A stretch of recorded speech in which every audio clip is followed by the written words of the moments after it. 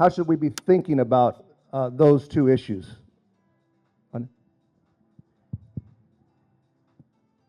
Well, first, good morning, everyone. I just want to say that it's good to see everybody out here, and it's good to see so many people interested in this issue.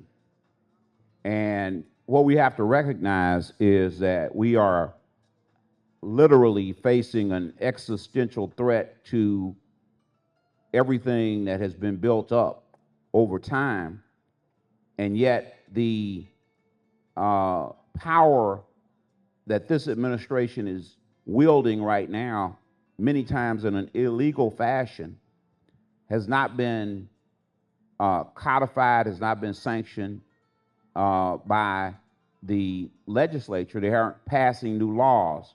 And so it's important to make a few distinctions to look at what they're doing. When you really look at what they're doing and you really look behind what they're doing, there are several groups that have been basically arguing in conservative circles that effectively they need to repeal the Civil Rights Acts of 1964, 1968, 1965, 1991. And obviously they don't have the votes, even with control of both the House and the Senate, to do that.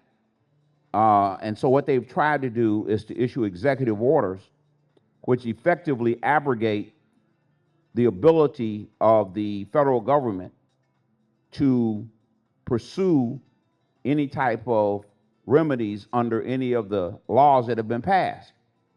So they have basically taken the Equal Employment Opportunity Commission, which was created under the 64 Civil Rights Act, and they've basically redirected that toward discrimination against white people, or what they call so-called reverse discrimination. And they've issued a number of executive orders, and I just want to talk about a few of those. The first day that this new administration took office, they passed signed an executive order ending illegal DEI. They did not define what DEI is. DEI, of course, means diversity, equity, and inclusion. And DEI is really an employment law concept. It's really a corporate rubric that was used to begin to allow companies to work with some of the issues that came about by various racial and ethnic groups, and various new roles that women and other people who have been disfavored in the marketplace were taking, and some of the friction that was causing them to face more and more equal opportunity lawsuits, and to try to deal with that.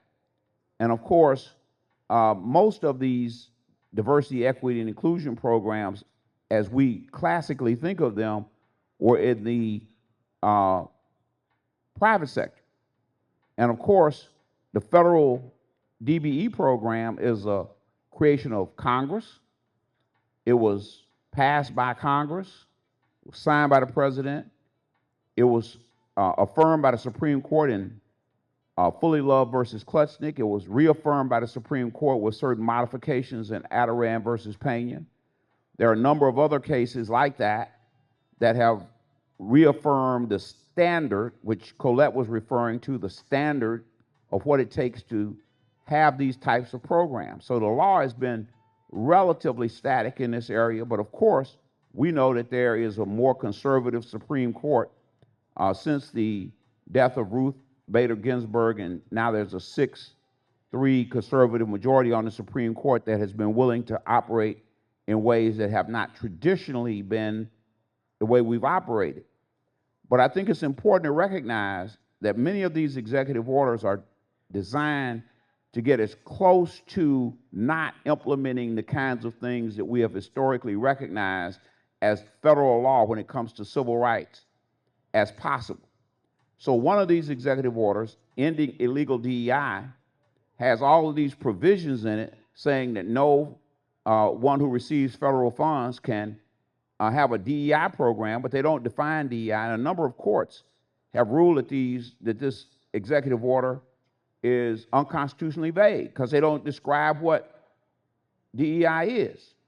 But what they've done is they're using that. They've also repealed Executive Order 11246, which was put in place by President Lyndon Johnson, requiring that all federal contractors take affirmative steps to ameliorate the effects of past discrimination, and they needed to post a notification in all their job offerings saying we're an equal opportunity employer. That comes from 11246. They couldn't operate segregated facilities. They repealed that on the first day. So Executive Order 11246, which had been in place since President Johnson signed it, was repealed. And then they passed another executive order a few weeks later, which basically is designed to try to end what's called the disparate impact test. And without getting into details about that, it is a powerful tool that's used legally to make a determination as to whether or not there's discrimination in the marketplace, and discrimination against individuals in employment.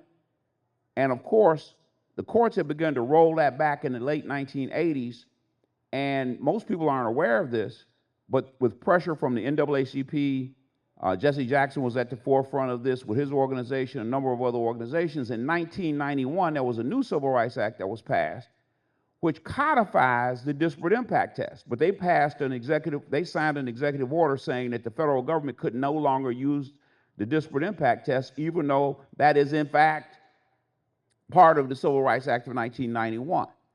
And so when it comes to the DBE program, what they're basically trying to do is to roll it back as far as they can, even though they don't have a legislative mandate to do it. They're doing it through executive orders. And of course, the Mid-America Milling case is important.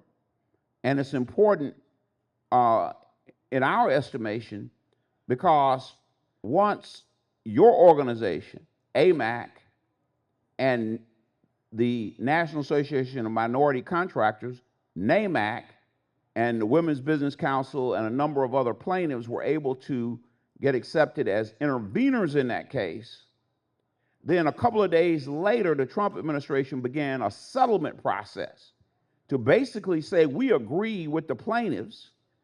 And in agreeing with the plaintiffs in that case, they cited a case that was decided by the Supreme Court a couple of years ago called Students for Fair Admissions that has to do with diversity in education. And so what they tried to do was to say that this decision of the Supreme Court means that the Supreme Court has said that diversity programs are illegal and therefore the DBE program is illegal. That's not what the Supreme Court said. In fact, in Justice Roberts' opinion, he specifically cites the Croson opinion and says that a non-discrimination program with a factual predicate is in fact still good law. And so they are distorting what the law is and trying to pressure people into ending their DBE programs, their MWB programs at the local level, and they're trying to do this by intimidating governments. And I think I need to say one more point. What they're trying to do is intimidate governments by sending out letters threatening the withholding of federal funds. If you are in violation of the presidential executive order ending, quote, illegal DEI, we will withhold your federal funds. Oh, and by the way, if you don't sign an affidavit saying that you no longer have an illegal DEI program, you will not receive your federal funds.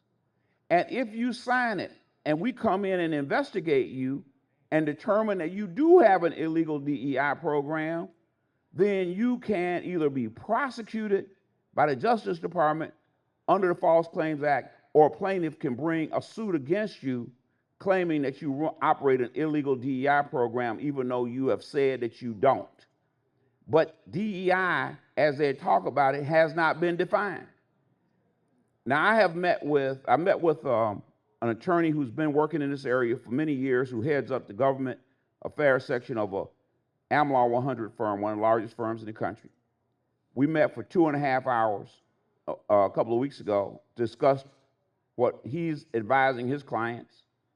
I've met with county attorneys and city attorneys. I've got about 30 clients around the country. I've talked to county attorneys and city attorneys in about 10 different jurisdictions. And our advice consistently has been that they have not properly defined what DEI is, and therefore it is unconstitutionally vague, and there's no basis for this requirement for you to receive your federal funds. That's number one. Number two, that your minority and women business program or your disadvantaged business enterprise program pursuant to the federal law cannot, by its nature, be an illegal DEI program. And these are two separate things, but they're trying to conflate these things to force you into a position where you will accept what they want you to do without them having the legal authority to do it. And so what we're saying is make them come to the table.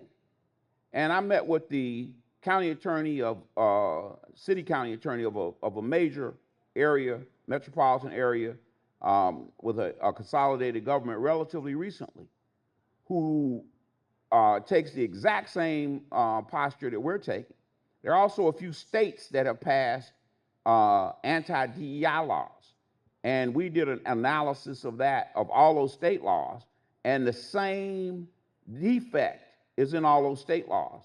And so we believe, and we are saying, and I'm saying to all of you all, that what's critical is what AMAC is doing. And finally, I just want to wrap up this one soliloquy by saying that it's really important for you all to recognize that as business owners, concessionaires, architecture, engineering firms, construction firms, program managers, that you all are the business people who have benefited from the programs, but you're also leaders. And it's very important for you to support these elected officials. Elected officials cannot stand up to the federal government unless they know they got somebody behind them. Okay? You see yourself as a business person, but you're also a leader in your community. You're the people at the community chest come to every year and say, hey, I need a check. The people at the local chambers come to and say, I need a check. The people who need your help. And right now, your elected officials need you to support them. I use the analogy of Herman Russell, who, when in my city of Atlanta, you know, black people couldn't sit in a hotel like this downtown. Matter of fact, you couldn't even go in a hotel like this downtown. And as students from the Atlanta University Center were arrested by the hundreds, Herman Russell put up his resources, his property, as bail bond money to get them out of jail. He supported Dr. King. He gave money to SCLC. You all have to follow in that same tradition as business owners. I'm speaking to the business owners in this crowd, because these elected officials have to have support, because they're trying to put pressure on you to buckle into their illegal actions where they're going beyond what the law has ever said. And the Supreme Court, make them rule it. Make them say that discrimination is okay. The same way they had to ultimately say, no, separate but equal is not okay. Make them say discrimination is okay. We got to push them. We cannot roll over, and we cannot lean down.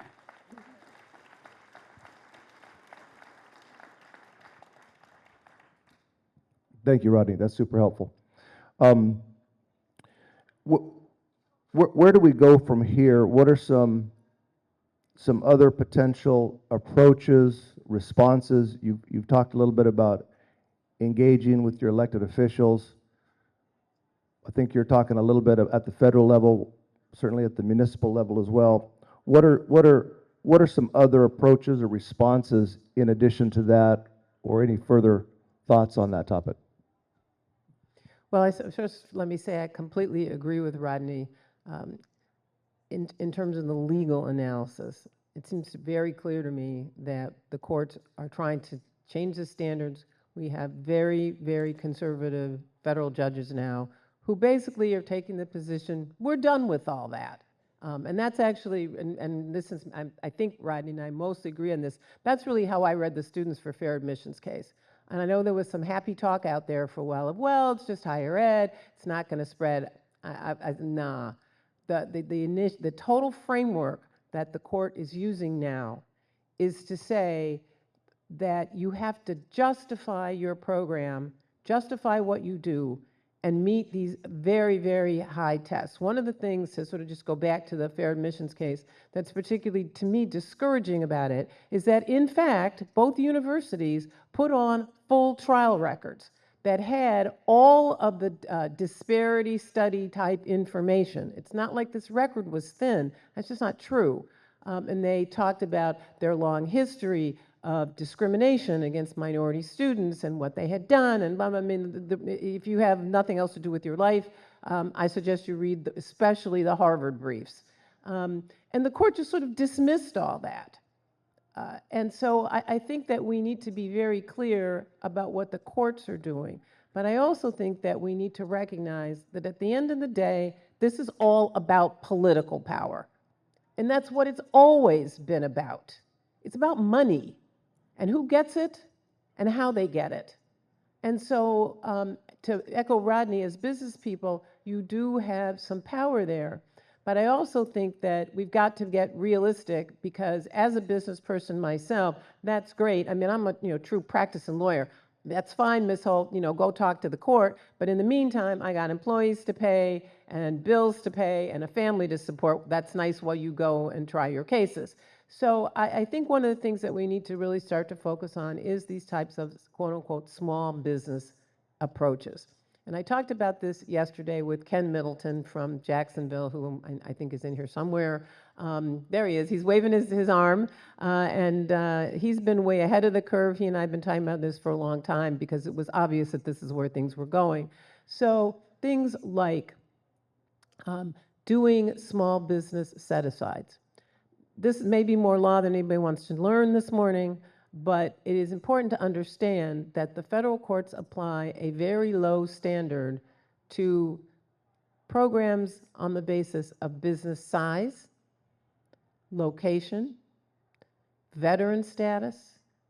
And so, in fact, you don't need disparity studies or anything like that to have some type of small local business program. So certainly my advice to clients is take a look at what you think you can do there. And there are two tracks to this. One is adopting any new remedies or program elements that are small business based. You're going to have to figure out things like who's eligible for your program.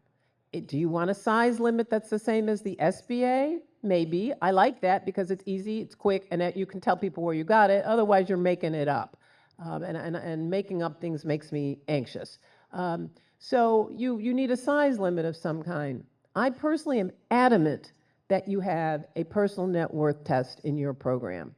I've been looking at a few states. I was in Orlando last week. 99.8% of the firms in Florida qualify as small under the small business standards. 99.6% of the firms in Illinois qualify, and it's above 98% for every single state. So that alone doesn't help you because it's everybody basically. So I certainly urge you to have a personal net worth test. You can think about whether you want to use what's in the DBE program. Does that seem appropriate for you, your community? And again, at least you can tell people where you got it from. One caveat about that, I think, though, is that it is actually pretty low for business people, and especially for airport work, especially for big airport projects. You cannot be broke and do airport work. That does not work.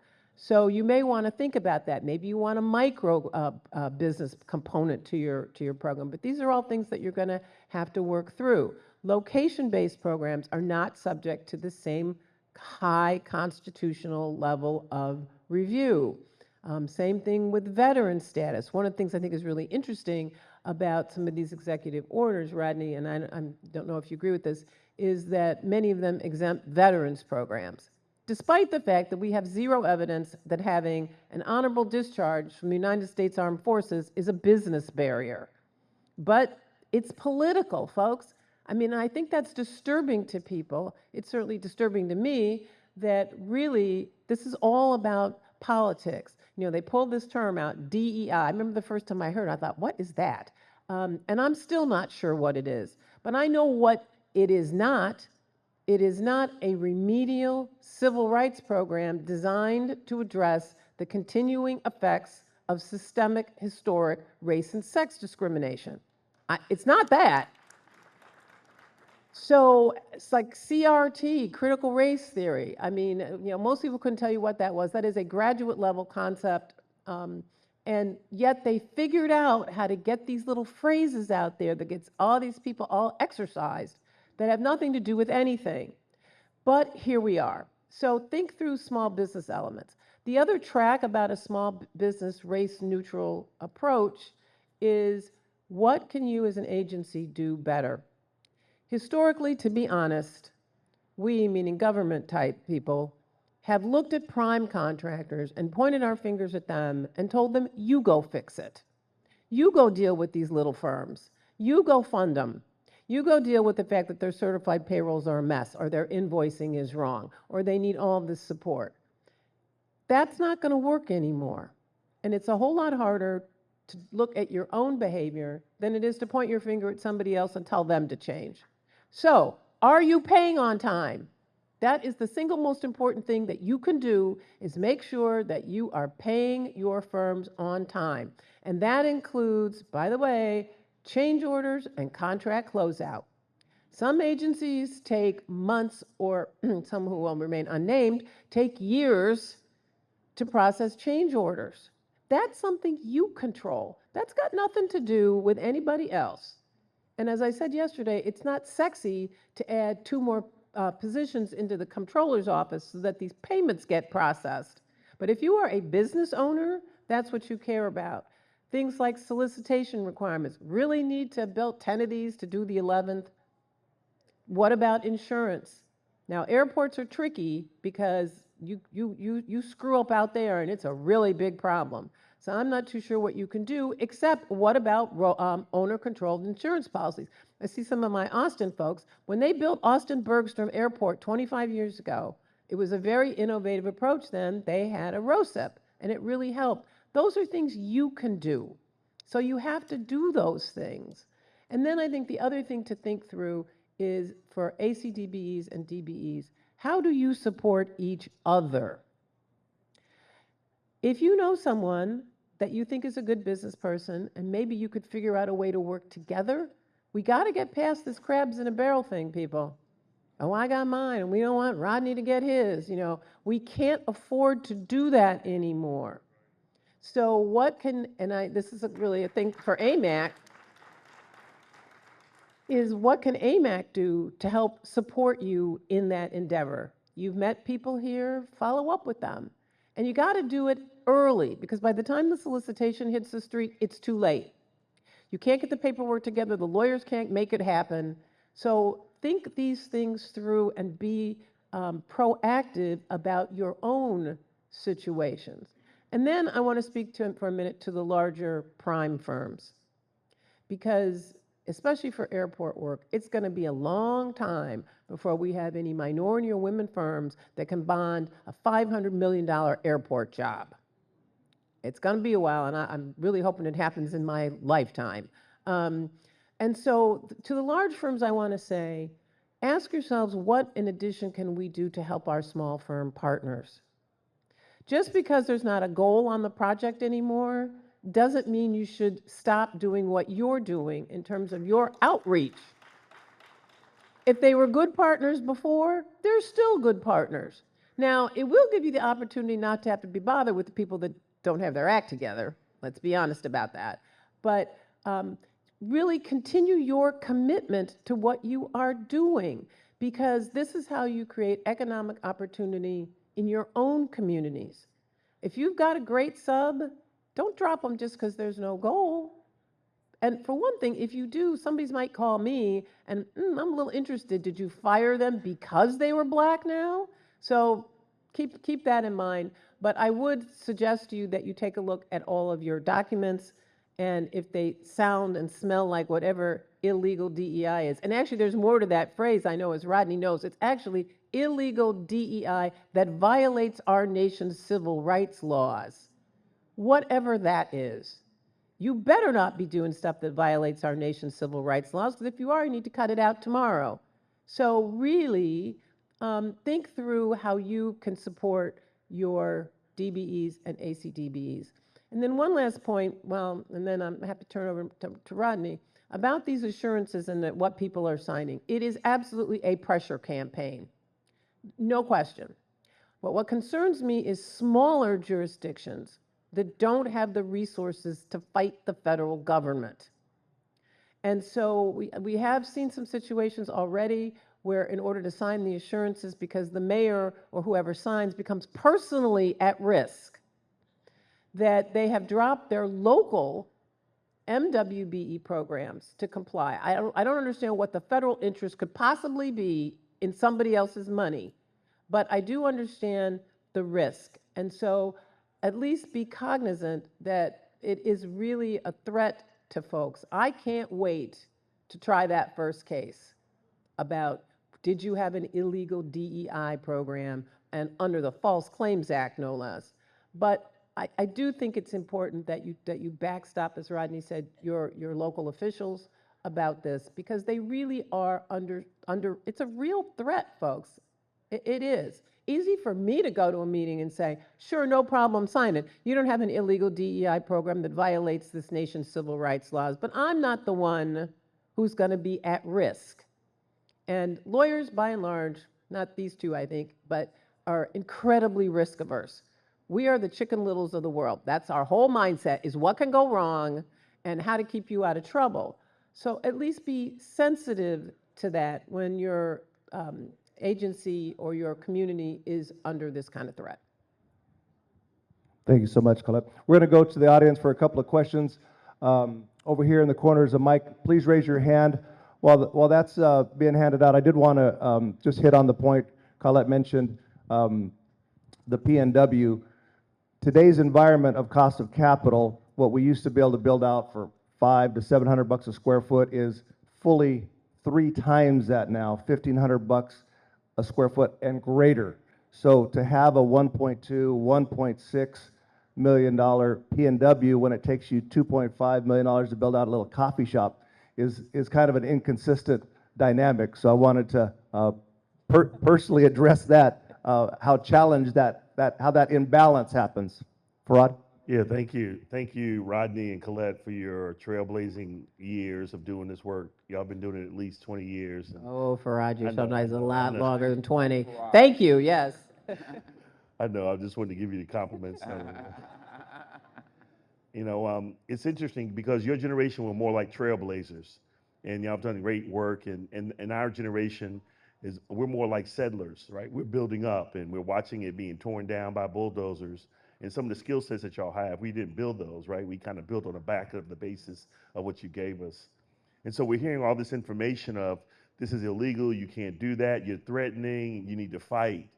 And so we've got all these people in the audience that are here because we're concerned or fearful, or we got families to feed. And so now we go back to our cities or our airports or our authorities, and we're hearing all this great information, and we're going to try to give this back to them. And they're going to say, well, show me something, right? Because that's what they're going to do. Where's it memorialized? Is there any place that you know we can go to, or you could share with us some talking points on what you've said? Nothing to put them in a place, but to say, hey, what we've learned today is that you're hearing this, but based on CRF 11, he's creating just something to kind of give back to them to slow the roll until we can get people to get on board of this effort, because some of this fear is creating a fast pace to go hard. And if we can be advocates, say, well, just slow your slow your roll a little bit, so that we can kind of get the right information to get to the right outcome. So that's all I'm asking. Am I really allowed to talk how I really talk? Yeah, one of the things that we're working with several groups. Colette is aware and that the Minority Business Enterprise Legal Defense and Education Fund and Democracy Forward filed the objection to the proposed consent or settlement that the federal government proposed to the court in the Mid-America Milling case. And we've been, I was just on a panel with Brooke Minchell, who's the attorney there, and I was just had a long conversation with Sarah Vonderlip, who's the attorney from Beldev, and they did a great job of laying the details out, but in the objection, they filed what I thought was a brilliant document, had several conversations with other attorneys about it, feel like they really laid everything out. And what we had a conversation about doing is taking and converting a lot of that information into a general guidance that can be issued so that people can understand in more simple terms, what is going on. One of the things that I sent out yesterday, I actually sent it out on Sunday to every major organization in Atlanta that I was familiar with, and every national organization that I have a relationship with, was an article that was in the New York Times Magazine this past week by Hannah and Nicole Jones, who in layperson's terms, in everyday language, lays out exactly what the threat to the civil rights laws is and what exactly this administration is doing. I felt like, she explained it in a way, and as a journalist, not a lawyer, it's very accessible. And so I've sent that out to a number of people. It can be found in the New York Times Magazine. It's Hannah Nicole Jones' most recent article about the civil rights laws. I can't remember the exact title of it. And they also, Colette mentioned a couple of things. She talked about basically having alternative types of programs. Because what's happening is, in some jurisdictions, and she's correct, in some jurisdictions, some of my clients are saying, we're afraid to keep running our race conscious local program because our county executive or our mayor would have to sign this particular attestation. And their lawyers are saying that that would be possibly run afoul of the federal administration's anti-DEI, anti-illegal DEI executive order. And we're saying, no, it's not. But they're saying, well, they're not prepared to sign it because of the repercussions of it. And so what we're emphasizing to we've drafted a number of legislation for a number of jurisdictions. And what we always put in there is a severability clause. And so in some cases, we had one client, Palm Beach County, Florida. I mentioned them publicly because it's been in the newspaper. Their attorneys basically said, we're not going to recommend that our clients sign anything agreeing to that they don't have illegal DEI as long as you have a race conscious program, even though there's a basis for their race conscious program. And so they repealed their race conscious program. But they didn't repeal their whole law. They just repealed the race conscious elements of their program. Third thing I want to say is this. We did a project a few years ago, two projects actually, for living cities, where we worked with 5 major cities: Chicago, Charlotte, Milwaukee, Memphis, and Los Angeles. And we developed a procurement inclusion guide. And it has a number of elements to it. It has a number of race neutral, is the term is used, race neutral elements. And then it looked at the race conscious elements and has a chart in it, has other information about how you can develop a program that deals with a lot of the things that Colette talked about. I'm not going to get into that. But we have both of those guides posted on our website, which is gspclaw.com, gspclaw.com, under resources. And we're going to be posting the guidance that I'm referring to when we develop it. And we're not going to be developing it independently just through my firm, but in consultation with Democracy Forward, the Minority Business Enterprise Legal Defense and Education Fund, other attorneys that you might be familiar with, like Franklin Lee, who used to be General Counsel for the Minority Business Legal Defense Fund, and several other attorneys from AmLaw 100 firms that we've been working with closely on these issues that have given us pro bono time. And so we'll be getting something out as soon as possible. Yeah, let me add one other thing to that. And I definitely think that kind of guidance will be useful.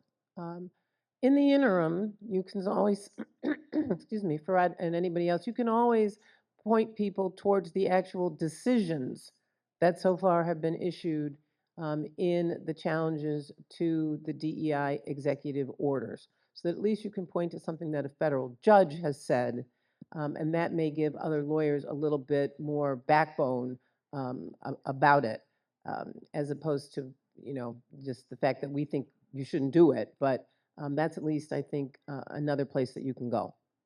We'll definitely gather Colette and Rodney's best practices. I wanted to try to close it out by talking about what we've prepared as a little bit of a call to action. Hopefully you all have, the bell has rung, and you understand that this is an extinction level type of activity, and your AMAC wants to help you, help yourself, help us collectively move forward. And we've developed an outline of an integrated plan. Greg Willis from Phoenix Strategies, if you could stand up, he's our lobbyist in DC, has been helpful in that regard. We will get the tools from Rodney and Colette, but Rodney mentioned legal support. Support AMAC. Invest in AMAC so AMAC can financially support MBLDEV. MBLDEV's representing us. So your resources into AMAC allows AMAC to continue to support the people that are supporting us. Political support. Many of you went to the PAC breakfast. You heard Congressman Troy Carter, who I thought was phenomenal, wanting to advocate on our behalf. So participate politically with our PAC. Now is the time, as Rodney said, to write the check. Engage with your own elected officials. Inform them of the situation. Don't assume that they know what's happening. Plan some time to meet with them in district. Your AMAC has invested in a new technology tool called Quorum. You've probably seen them with other organizations where you go in and you put your zip code and it preloads a templated letter that you can send to your elected official in 2 minutes. That's going to be available. We'll write the templates, we'll get the factoids, we'll help build the fact sheets. It'll have a whole series of information, kind of move to this notion of the role and contribution that small businesses play in airports, and that what we're calling the multiplier effect. Local dollars, local economies, local taxes, and the value that local companies and small businesses have. So engage with your federal elected officials online and offline. And then last but not least, we talked about giving some thought about how the program is going to evolve. Don't assume that it's going to be the same. And so things around small business, a little broader, race and gender neutral, I think we have to be prepared to think about those implications as we go forward. So that's a little bit of the playbook. We'll package all of that up. It'll be on AMAC's website. Reach out to AMAC to get your toolkit. Set up your in-market conversation. That has to happen with your federally elected officials, but also your municipal leaders. As you know, most airports are run by cities, which are run by councils and commissions. So if you're not meeting with your council people, you're missing the boat. And so hopefully the bell is rung. You understand what existential crisis means, and this catapults us all to do a little bit more.